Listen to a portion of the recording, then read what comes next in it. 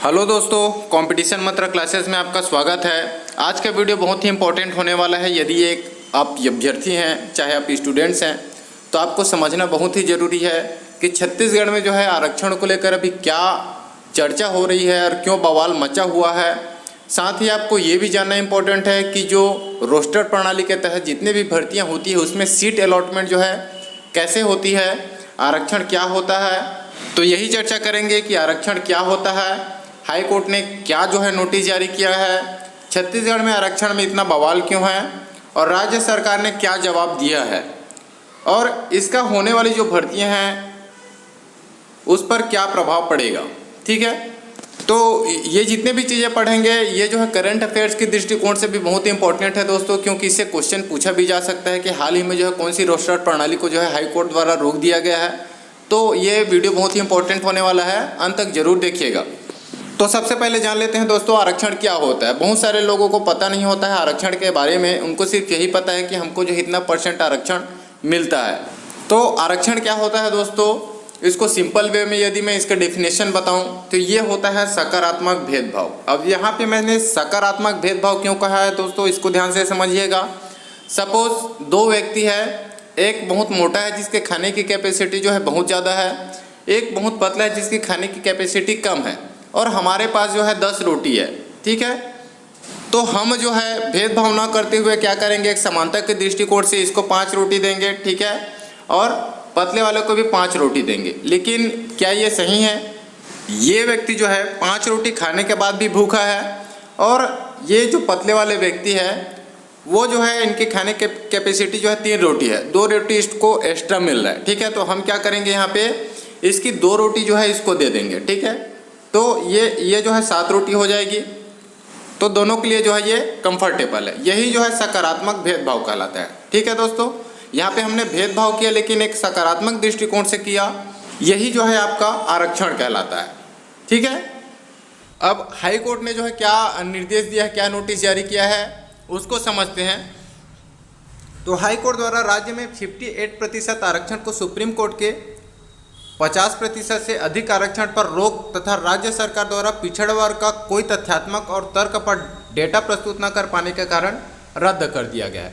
यानी कि जो 50% आरक्षण थी, 58%, उसको जो है हाई कोर्ट ने रोक लगा दिया और एक नोटिस भी जारी किया है जिसको आगे देखेंगे। छत्तीसगढ़ में जो आरक्षण की शुरुआत हुई दोस्तों वो सन 2000 से हुई थी।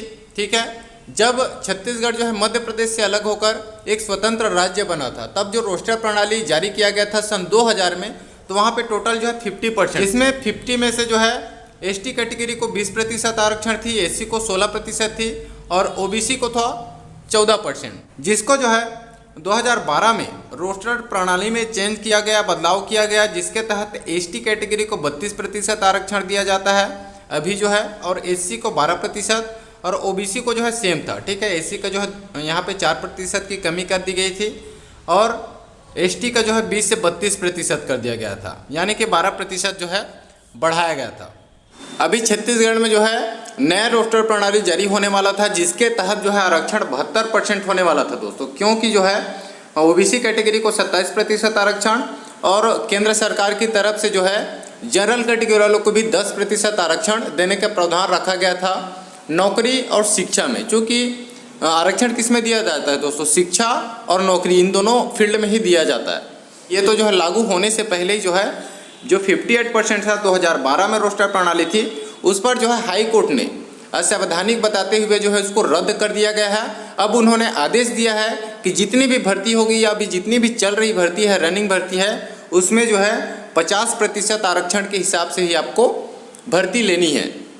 यहाँ पे हाई कोर्ट ने जो है जितने भी अध्यक्ष हैं, जितने भी विभाग के अध्यक्ष हैं, उनको जो है नोटिस जारी किया है, जिसमें अध्यक्ष छत्तीसगढ़ राजस्व मंडल विभाग, समस्त विभागाध्यक्ष, संभागीय आयुक्त को, समस्त जिलाध्यक्ष, मुख्य कार्यपालन अधिकारी जिला पंचायत छत्तीसगढ़, इन सभी को जो है नोटिस जारी किया गया है, जिसमें बताया गया है कि छत्तीसगढ़ लोक सेवा अनुसूचित जातियाँ, अनुसूचित जनजातियाँ और अन्य पिछड़े वर्गों के लिए आरक्षण संशोधन अधिनियम 2011 एवं संशोधन नियम 2012 के विरुद्ध माननीय उच्च न्यायालय छत्तीसगढ़ बिलासपुर में दायर याचिका क्रमांक, यहाँ पे जो 2012 में रोस्टर प्रणाली थी उसको जो है चुनौती दिया गया है हाई कोर्ट के तरफ से एक हिसाब से, इसका फाइनल डिसीजन जो है आना अभी बाकी है। शायद आज आपको इसके बारे में फाइनल डिसीजन मिल सकता है कि क्या होने वाला है।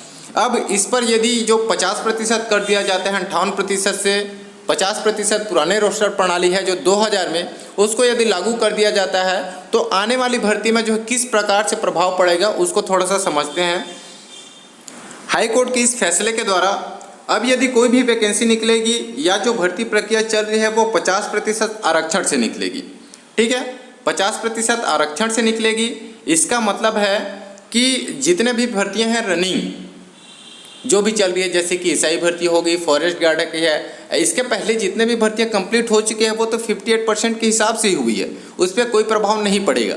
लेकिन अभी जो रनिंग भर्ती है जो होने वाली है, जिसका नोटिफिकेशन जारी कर दिया गया है और जो आने वाली है वो 50% की हिसाब से ही होगी। यहाँ पे जो एसआई और जितने भी रनिंग एग्ज़ाम्स होने वाले हैं वहाँ पे यदि ये नियम लागू हो जाता है तो सीटों की संख्या में फेरबदल आपको देखने को मिल सकता है एसटी और एससी के भी।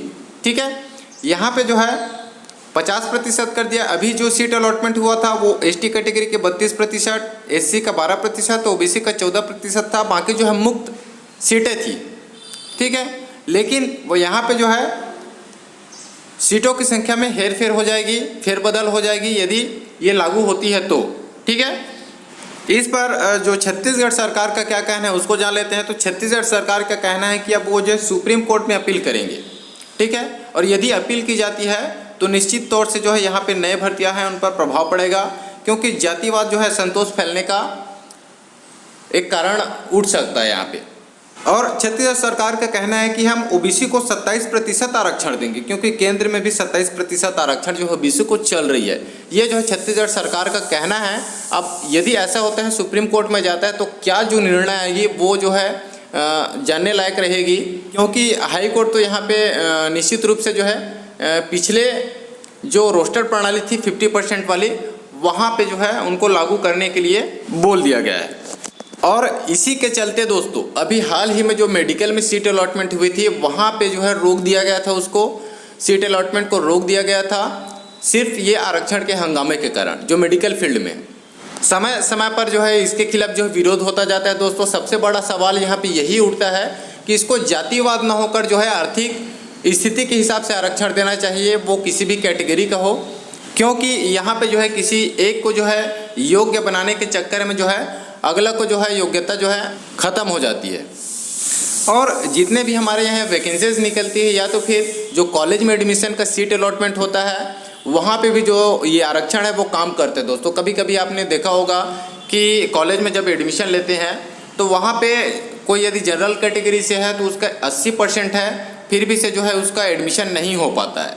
जबकि यदि वो एसटी एससी ओबीसी कैटेगरी से है तो कभी कभी एससी एसटी का जो है 60% में हो जाता है और जनरल का 80% में नहीं हो पाता है। तो यहाँ पे निश्चित रूप से योग्यता जो है वहाँ पे दब जाती है, क्योंकि योग्यता 80% वाले की निश्चित तौर पे ज़्यादा ही होगी। ठीक है, अब यहाँ पे ये सवाल मत उठाना दोस्तों कमेंट्स में कि यदि जनरल कैटेगरी वाला है तभी ये बोल रहा है, मैं भी ओबीसी से ही हूँ और मुझे भी आरक्षण मिलता है, फिर भी से ये कहीं से उचित नहीं लगता है। और जो फीस अलॉटमेंट भी होती है, कभी कभी आपने IBPS बैंकिंग का जो देखा होगा, जो फीस होता है फॉर्म फीस डालने की, वहाँ पे भी आरक्षण का प्रावधान होता है। कभी कभी जनरल वालों को 1000 रुपये है तो उससे कुछ कम ओबीसी का रहता है 700 समथिंग, और ST SC वालों को होता है 450 से 500 रुपये। तो ये यहाँ पे भी लागू होती है, जो बहुत ही डिफरेंस है फीस में भी।